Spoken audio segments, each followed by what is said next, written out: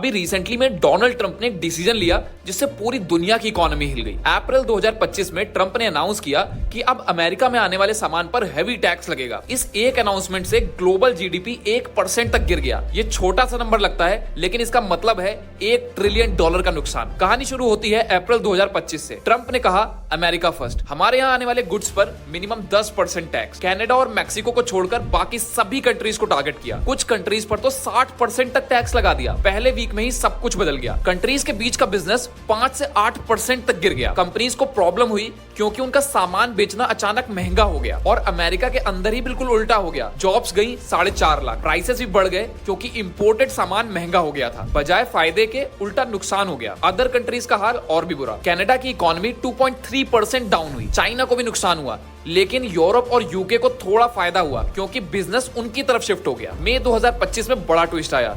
US court ने कहा ये सारे टैरिफ इलीगल हैं। सिर्फ कांग्रेस को ट्रेड रूल्स बनाने का राइट है, ना कि प्रेसिडेंट को। इंटरेस्टिंग बात यह है कि 1930 में भी अमेरिका ने कुछ ऐसा ही किया था। उस टाइम पूरी दुनिया की इकोनॉमी क्रैश हो गई थी और लाखों लोगों की जॉब चली गई। और यही सेम पैटर्न अब फिर रिपीट हो रहा है। ट्रंप का अमेरिका फर्स्ट पूरी दुनिया का इकोनॉमिक प्रॉब्लम बन रहा है।